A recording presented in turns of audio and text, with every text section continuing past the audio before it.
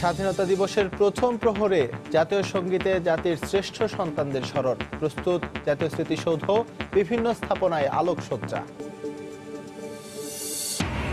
নৃশংসতম 25শে March কাল রাত স্মরণে 1 মিনিটের ব্ল্যাকআউট। কেন্দ্রীয় শহীদ মিনারে আলোর মিছিল, গান, কবিতা আবৃত্তিতে তুলে ধরা হলো বর্বরতার চিত্র। স্বাধীনতার সুফল ঘরে ঘরে পৌঁছে দিতে কাজ করছে সরকার। 1 দশকের প্রচেষ্টার ফল আজকের বাংলাদেশ। স্বাধীনতা পদক প্রদান অনুষ্ঠানে প্রধানমন্ত্রী।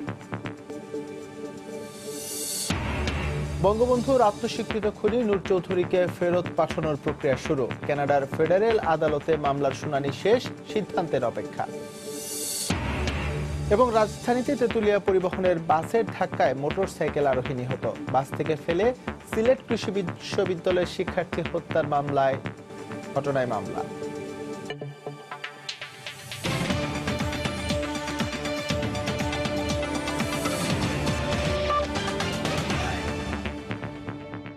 দেখছিলেন শিরোনাম। প্রবাসের সময়ের সঙ্গে আছে আমি এস এম ইকবাল। স্বাধীনতা দিবসের প্রথম প্রহরে সমবেত কণ্ঠে গাওয়া হলো জাতীয় সঙ্গীত। সেক্টরস কমান্ডার ফোরামের আয়োজনে শিখা চিরন্তনে অর্পিত হলো শ্রদ্ধাঞ্জলিও। এর আগে অনুষ্ঠানে সমবেত সবাই শপথ বাক্য পাঠ করে। পরে তরুণ প্রজন্মের হাতে তুলে দেওয়া হয় জাতীয় পতাকা ও মশাল।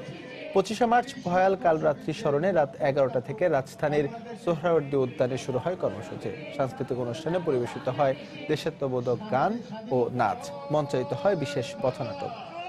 1971-এর 25শে মার্চের ভয়াল রাতের স্মরণে রাজধানী সহ সারা দেশ 1 মিনিটের জন্য ডুবে যায় অন্ধকারে।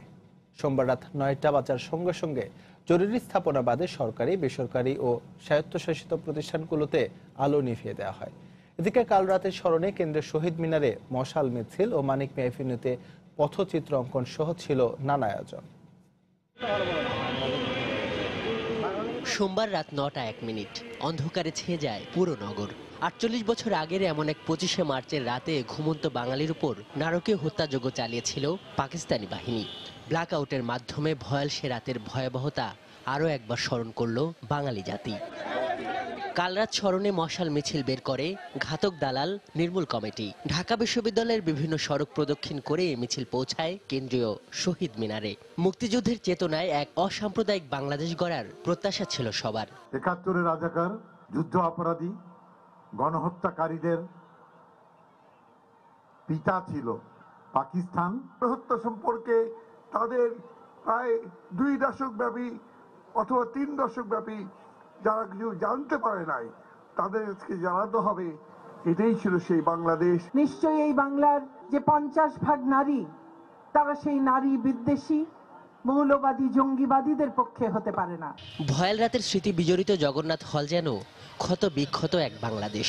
মোমবাতি প্রজ্বলন, কবিতার গানে স্মরণ করা হয় অপারেশন সার্চলাইট নামের গণহত্যার দুঃসহ স্মৃতি। বাঙালিরা যে হত্যাকাণ্ডের শিকার হয়েছিল পাকিস্তানের বর্বরদের দ্বারা, সেটা সারা বিশ্বকে জানানো দরকার। এবং আমরা যে সত্যি কতটা আত্মত্যাগের মধ্য দিয়ে বা কত রক্তের বিনিময়ে আমরা এই স্বাধীন দেশটা পেয়েছি, এটা সারা বিশ্বকে আমাদের জানান দেওয়ার দরকার। স্বাধীনতার যে মূল উজ্জীবনী শক্তি, সেটাকে সবার মাঝে ধারণ করে দেশকে ভালোবেসে দেশ সামনে এগিয়ে নিয়ে যেতে হবে। প্রতিবারের মতো এবারও রংতুলিতে শোকের আবহ ফুটিয়ে তোলা হয় জাতীয় সংসদ ভবনের সামনের সড়কে। এ পথচিত্র অঙ্কনে যোগ দেন বিভিন্ন শিক্ষা প্রতিষ্ঠানের শিক্ষার্থীরা। কাল রাত আমাদের দেশের জন্য অনেকটা বড় বিষয়। ইয়াহিয়ার ব্যঙ্গচিত্র আমরা তুলে ধরলাম আমাদের পথচিত্রের মাধ্যমে। অনেক ক্ষোভ আছে, অনেক দুঃখবোধ আছে, সেগুলোই নানাভাবে গণহত্যার বিষয়টা তুলে আনা পেন্টিং এর মাধ্যমে। দিনব্যাপী গান, কবিতা, চিত্রাঙ্কন সহ নানা আয়োজনে ভয়াল 25শে মার্চের রাতকে স্মরণ করে নানা শ্রেণী পেশার মানুষ। আজহার লিমন, সময় সংবাদ, ঢাকা। এদিকে দেশের বিভিন্ন স্থানে নানা আয়োজনে জাতীয় গণহত্যা দিবস পালন করা হয়েছে। মোমবাতি প্রজ্বলন, কালো ব্যাজ ধারণ সহ নানা কর্মসূচিতে অংশ নেন বিভিন্ন সরকারি, বেসরকারি প্রতিষ্ঠানের কর্মকর্তা ও স্থানীয় মুক্তিযোদ্ধা সহ সামাজিক ও রাজনৈতিক সংগঠনের নেতাকর্মীরা। ব্যুরোর প্রতিবেদক ও জেলা প্রতিনিধিদের পাঠানো তথ্য ও ছবি নিয়ে রিপোর্ট।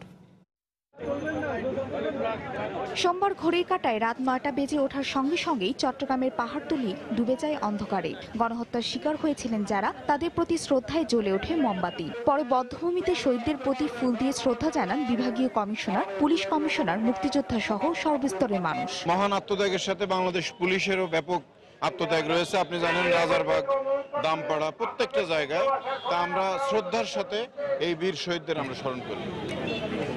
রংপুরে বেগম রোকেয়া বিশ্ববিদ্যালয়ের স্বাধীনতা স্মারকে মোমবাতি জ্বালান শিক্ষক শিক্ষার্থী ও কর্মকর্তা কর্মচারীরা। এই সময় 25শে মার্চ গণহত্যা দিবসের আন্তর্জাতিক স্বীকৃতি দেওয়ার দাবি জানান তারা। সকালে টাউন হলে দিবসটি উপলক্ষে আলোচনা সভা হয়। ব্রাহ্মণবাড়িয়ায় জেলা প্রশাসনের আয়োজনে শহরের বঙ্গবন্ধু স্কয়ারে মোমবাতি জ্বালানো হয়। স্মরণ করা হয় পাকিস্তানি বাহিনীর বর্বর হত্যাকাণ্ডের কথা। 25শে মার্চ কাল রাত স্মরণে রাজধানীর মানিক এভিনিউতে চলছে রংতুলিতে শোক ফুটিয়ে তোলার চেষ্টা। সেখানে আছেন রিপোর্টার রাশেদ লিমন। আমরা এখন সরাসরি চলে যাচ্ছি তার কাছে। রাশেদ। ইকবাল, মূলত আসলে 25শে মার্চের যে ভয়াল কালো রাত্রির সেই সময়টাকে স্মরণ করতেই কিন্তু এই মানিক এভিনিউতে যে পথে যে এই আলপনা আঁকা যে আয়োজন, সেই আয়োজন করা হচ্ছে। মূলত আসলে আলপনা বলা ঠিক হবে না। এখানে কিন্তু আসলে মূলত যে 25শে মার্চে ভয়াল কালো রাত্রির যে বিভীষিকাময় যে রাত্রি বাঙালি জাতি পার করেছে এবং সেই রাত্রির যে পাকিস্তানি পাক হানাদার বাহিনী যে বর্বরতা চালিয়েছে, সেই বর্বরতাকেই কিন্তু আসলে তারা তাদের আঁকানির মাধ্যমে তুলে ধরছেন এবং এক একটি পেইন্টিংয়েই কিন্তু আসলে সেই কালরাত্রির যে বলতে গেলে চিত্র, সেই চিত্র কিন্তু তুলে ধরা হয়েছে এবং পরবর্তীতে আমরা দেখছি পর্যায়ক্রমে এক একটি চিত্রতে সেই তারপরে যে মহান স্বাধীনতা 26শে মার্চ থেকে যে স্বাধীনতার শুরু, সেই স্বাধীনতার বিষয়গুলোই তো ক্রমে এক একটি চিত্রে ধারাবাহিকভাবে তুলে ধরা হয়েছে আমরা যদি দেখি। এবং শুরুতেই সেই বঙ্গবন্ধুর 7ই মার্চের যে স্বাধীনতার ঘোষণা, যে স্বাধীনতার ডাক তিনি দিয়েছেন, সে বিষয়গুলোও কিন্তু আসলে তুলে উঠেছে এখানে যারা আঁকছেন। এবং তারা যেটা বলছেন যে মূলত স্বাধীনতাকে মূলত আসলে এই 25শে মার্চকে প্রাধান্য দিয়েই তারা তাদের এই যে চিত্রাঙ্কন যে সেই আঁকাআঁকি করছেন, কিন্তু তার মধ্যেই পুরো স্বাধীনতার চিত্র, অর্থাৎ যেমনটি বলছিলাম যে 7ই মার্চ থেকে শুরু করে 26শে মার্চ এবং তারপর সেই মহান স্বাধীনতা 9 মাস রক্তক্ষয়ী সংগ্রামের পরে যে 16ই ডিসেম্বরের যে মহান স্বাধীনতা অর্জন, সেই পুরো বিষয়টাই কিন্তু এই পুরো এই রাজপথে তারা তাদের ক্ষুদ্র ক্ষুদ্র ছোট ছোট এক একটি যে ক্যানভাসে ছোট ছোট করে তারা তুলে এনেছেন, সেই বিষয়গুলোই কিন্তু এখানে উঠে এসেছেন। তারা বলছেন এর মাধ্যমে তারা স্বাধীনতার প্রতি নিজেদের যে আবেগ অনুভূতি প্রকাশ করছেন, পাশাপাশি এই প্রজন্মকে তাদের এই ছোট ছোট যে আকুনিগুলোর মধ্যে আছে, এগুলোর মাধ্যমে সেই 25শে মার্চ থেকে শুরু করে 16ই ডিসেম্বর পর্যন্ত ওই সময়টির যে তাদের যে আবেগগুলো, যে চেতনাগুলো, সেই চেতনাগুলোর সঙ্গে পরিচয় করিয়ে দিচ্ছেন। তো এই ছিল ওই মানিক এভিনিউ থেকে ইকবাল, এখনকার মতো আমার কাছ থেকে। 25শে মার্চ কাল রাত স্মরণে রাজধানীর মানিক এভিনিউতে চলছে রংতুলিতে শোক ফুটিয়ে তোলার চেষ্টা। সেখানকার সবশেষ খবর জানাতে আমাদের সঙ্গে যোগ দিয়েছিলেন রিপোর্টার রাশেদ লিমন। প্রবাসের সময় আরও থাকছে। কিশোরগঞ্জে পুলিশ হেফাজতে বেধড়ক পিটিয়ে আওয়ামী লীগ নেতার ছেলের পা ভেঙে দেওয়ার অভিযোগ। প্রতিবাদে বিক্ষোভ, সড়ক অবরোধ। অভিযুক্ত কনস্টেবল প্রত্যাহার।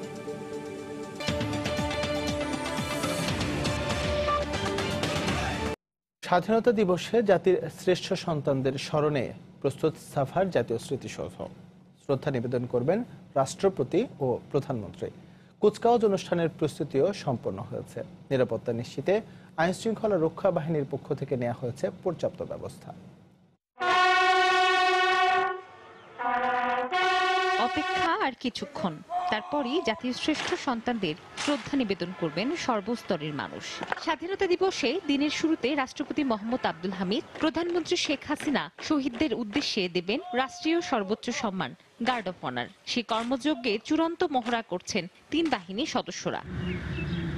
প্রস্তুত জাতীয় স্মৃতিসৌধ, ফুলে ফুলে সাজিয়ে তোলা হয়েছে চারপাশ।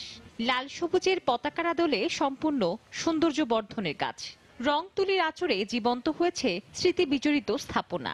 100 পরিচ্ছন্নতা কর্মীর অক্লান্ত পরিশ্রমে স্মৃতিসৌধ প্রাঙ্গণ সেজেছে নবরূপে। পুরোপুরি প্রস্তুত। স্মৃতিসৌধে এখন মহামান্য রাষ্ট্রপতি, মাননীয় প্রধানমন্ত্রীর আগমনের জন্য।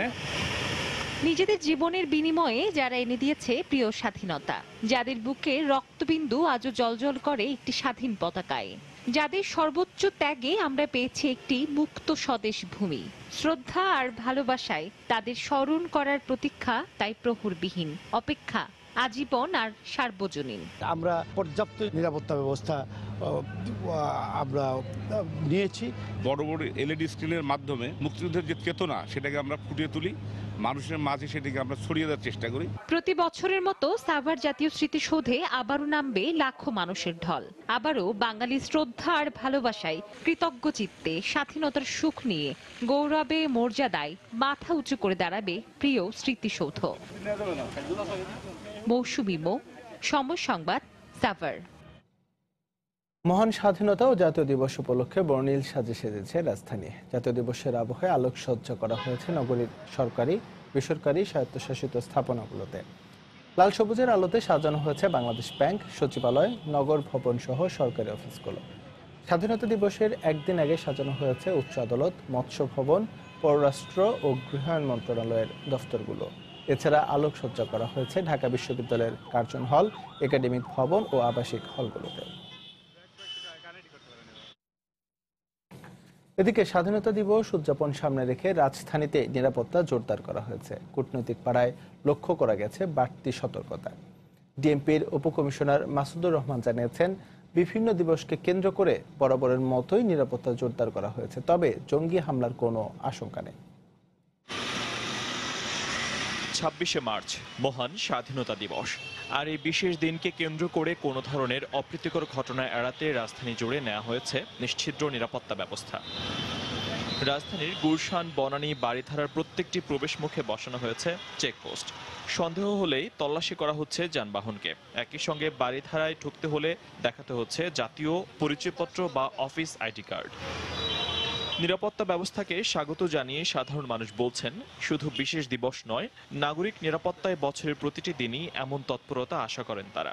এরকম একটা জাতীয় প্রোগ্রামে কেউ যেন কোনো রকম বিশৃঙ্খলা না করতে পারে, এই রকম সিকিউরিটি সবসময় থাকা দরকার এবং এটা আমরা সাধুবাদ জানাই। শুধু 26শে মার্চ না, সবসময় এভাবে চেকিংটা থাকা ভালো হবে। রিকোয়েস্ট করবো গভর্নমেন্টকে বা অথরিটিকে যে এটা যেন কন্টিনিউ করে অলওয়েজ সিকিউরিটিটাকে। এদিকে আইন শৃঙ্খলা রক্ষা বাহিনীর পক্ষ থেকে জানানো হয়েছে, 26শে মার্চকে ঘিরে কোনো ধরনের অপ্রীতিকর ঘটনার আশঙ্কা নেই। জাতীয় দিন আসে অথবা কোনো ইভেন্টও যদি থাকে, দেখেছেন যে ঢাকা শহরে, তখন কিন্তু আমরা স্বাভাবিকের চেয়ে আমাদের যে নিরাপত্তা ব্যবস্থা সেটাকে আমরা একটু জোরদার করতে থাকি। ঢাকা মেট্রোপলিটন পুলিশের পক্ষ থেকে কোনো ধরনের রেড অ্যালার্ট বা সর্বোচ্চ সতর্কতা এইরকম কোনো নির্দেশনা আমরা প্রদান করিনি। এই বিশেষ নিরাপত্তা ব্যবস্থা 26শে মার্চ রাত পর্যন্ত বহাল থাকবে বলেও জানানো হয়েছে আইন শৃঙ্খলা বাহিনীর পক্ষ থেকে। রাজধানী ছাড়াও চট্টগ্রাম এবং রাজশাহীতেও বাড়ানো হয়েছে নিরাপত্তা ব্যবস্থা। ফয়সাল মোর্শেদ, সময় সংবাদ। প্রধানমন্ত্রী শেখ হাসিনা বলেছেন, স্বাধীনতার সুফল প্রতিটি মানুষের কাছে পৌঁছে দেওয়ার লক্ষ্যে নিয়ে কাজ করছে আওয়ামী লীগ সরকার। সোমবার রাজধানীর বঙ্গবন্ধু আন্তর্জাতিক সম্মেলন কেন্দ্রে সকালে স্বাধীনতা পুরস্কার প্রদান অনুষ্ঠানে কথা বলেন তিনি। সমৃদ্ধি অর্জনের জন্যই জাতীয় ঐক্যের মাধ্যমে রাষ্ট্র পরিচালনা করতে জাতির পিতা বাকশাল প্রতিষ্ঠা করেছিলেন বলেও জানান শেখ হাসিনা। বলেন, পরাজিত শক্তির দোসররা বারবার চেষ্টা করেছে স্বাধীনতাকে ভুলুণ্ঠিত করতে। অধিকার সমুন্নত রাখার জন্য ৭১-এর মুক্তিযুদ্ধে যেসব মহাপ্রাণের আত্মত্যাগে স্বাধীনতা অর্জনের মধ্য দিয়ে শত্রুমুক্ত হয়েছিল বাংলাদেশ, তাদের স্মরণে প্রতি বছরের মতো এবারও সরকারের পক্ষ থেকে আয়োজিত হয় স্বাধীনতা পুরস্কার প্রদানের আনুষ্ঠানিকতা। জাতীয় দিবস এবার সোমবার সকালে রাজধানীর বঙ্গবন্ধু আন্তর্জাতিক সম্মেলন কেন্দ্রে চলতি বছর সর্বোচ্চ বেসামরিক এই নাগরিক সম্মাননা প্রদান অনুষ্ঠানে যোগ দেন প্রধানমন্ত্রী শেখ হাসিনা।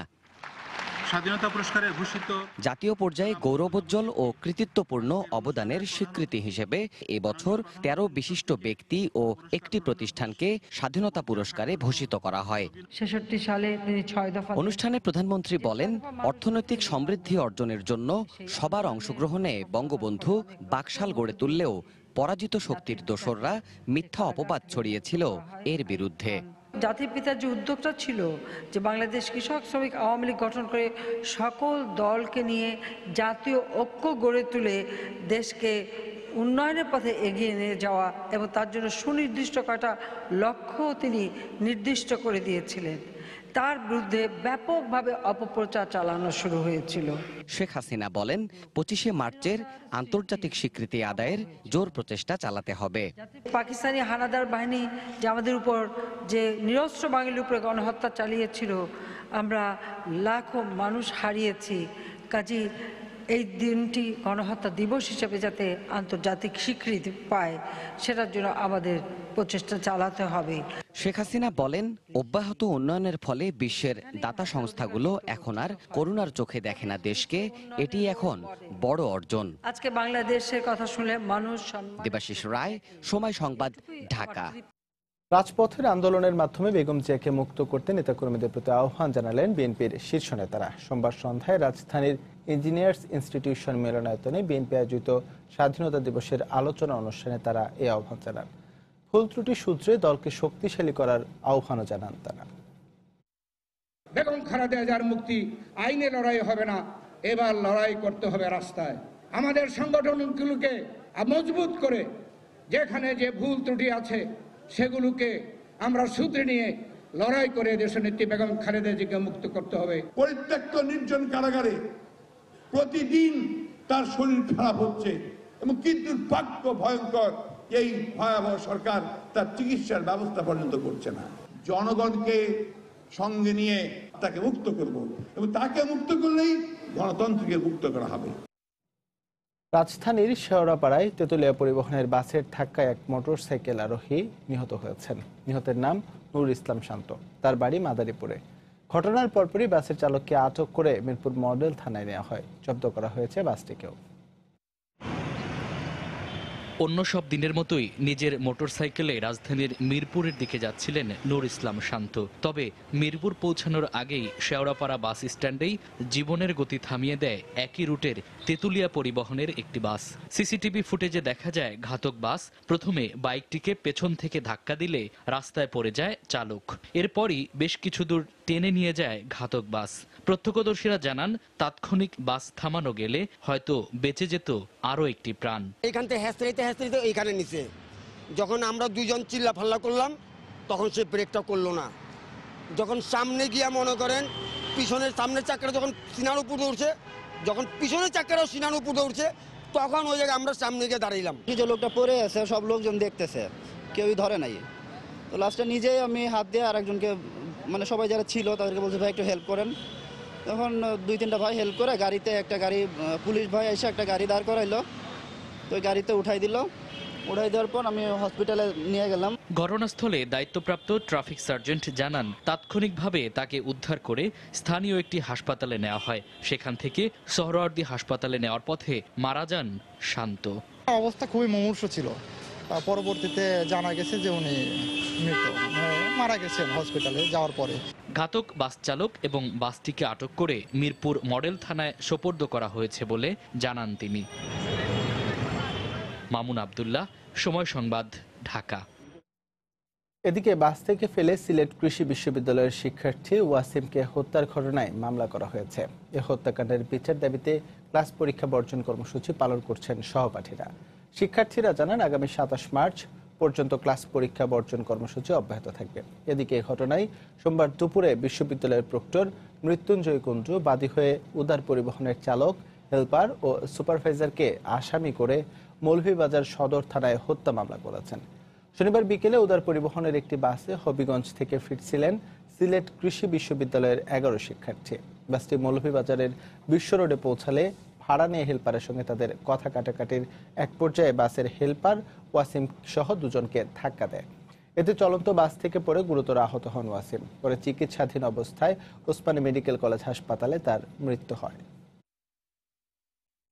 আগামী 5 মে ভোট গ্রহণের দিন ধার্য করে নবগঠিত ময়মনসিংহ সিটি কর্পোরেশন নির্বাচনের তফসিল ঘোষণা করেছে নির্বাচন কমিশন। ঘোষিত তফসিল অনুযায়ী মনোনয়নপত্র দাখিলের শেষ দিন 8 এপ্রিল, যাচাই বাছাই 10 এপ্রিল এবং মনোনয়নপত্র প্রত্যাহারের শেষ দিন 17 এপ্রিল।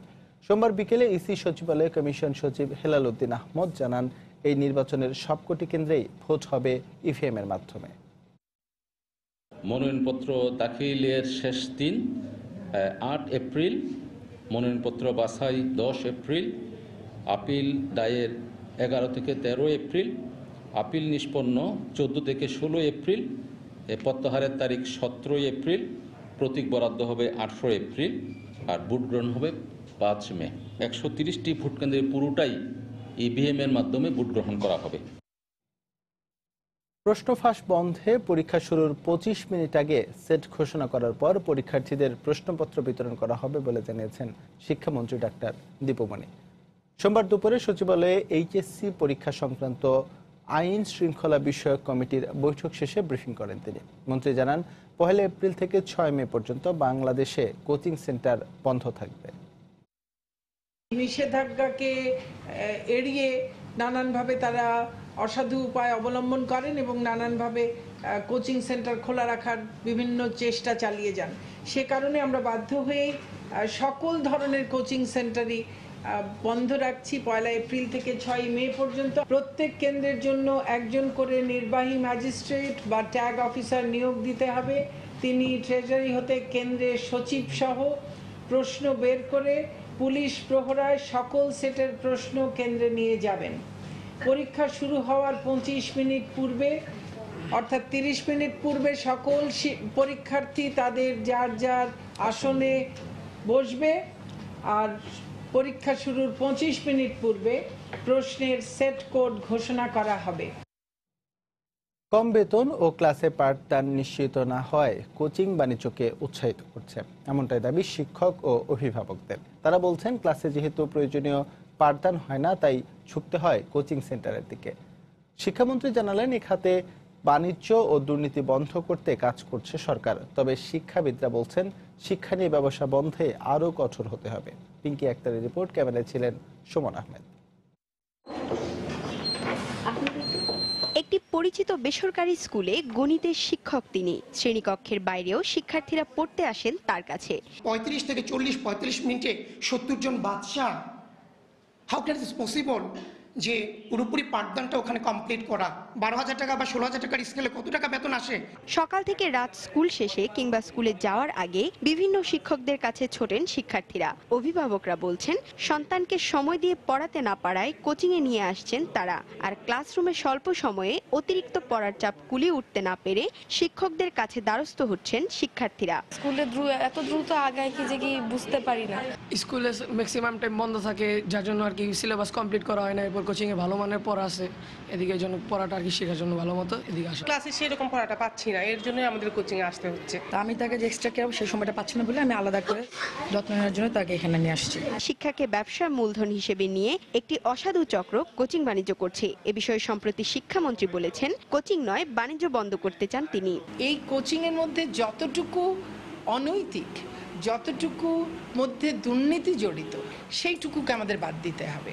আমরা কিছু কিছু পদক্ষেপ নেব যাতে আমরা এই দুর্নীতির অংশটুকুকে, অনৈতিক অংশটুকুকে আমরা বাদ দিতে পারি। আর শিক্ষাবিদরা বলছেন, শিক্ষাকে ব্যবসায় পরিণত করেছে একটি অসাধু চক্র, যা শিক্ষা খাতের জন্য অশনি সংকেত। বেতন ভাতা কম বলে শ্রেণীকক্ষের ভেতরে পঠন পাঠনটাকে একদম পাশ কাটিয়ে বাইরে কোচিং বাণিজ্য পরিচালনা করবেন, এটা মোটেই কাম্য নয়। বন্ধ করা যাবে না এটা যেমন সত্যি, কিন্তু বাণিজ্যের আকারে শিক্ষকরা বাণিজ্য করবেন, এটা গ্রহণযোগ্য নয়। গত 7 ফেব্রুয়ারি সরকারি বেসরকারি স্কুল কলেজের শিক্ষকদের জন্য কোচিং বাণিজ্যে নিষেধাজ্ঞা দেন হাইকোর্ট। শিক্ষকরা মানুষ গড়ার কারিগর। অর্থনৈতিকভাবে সচ্ছল হলে তারা শিক্ষার্থীদের প্রতি মনোযোগী হতে পারবে। তবে শিক্ষা নিয়ে বাণিজ্য বন্ধে সরকারকে আরও তৎপর হওয়ার পরামর্শ দিয়েছেন শিক্ষাবিদরা। পিঙ্কি আক্তার, সময় সংবাদ, ঢাকা। এলাকার 80% লোক আর্সেনিকে আক্রান্ত। 10 বছর 12 বছর বয়সী ছেলেমেয়ে আছে, তারাও আর্সেনিকে আক্রান্ত। আমি আক্রান্ত হয়ে মারা গেল, আমারও গুটি গুটি হয়ে এখন সর্বদেহের মধ্যে ছড়িয়ে গেছে। দেখবেন সংবাদের শেষাংশে। কিশোরগঞ্জে আওয়ামী লীগ নেতার ছেলেকে থানা হেফাজতে বেধড়ক পিটিয়ে পা ভেঙে দেওয়ার অভিযোগ উঠেছে পুলিশ সদস্যের বিরুদ্ধে। আহত তমালকে সদর হাসপাতালে ভর্তি করা হয়েছে।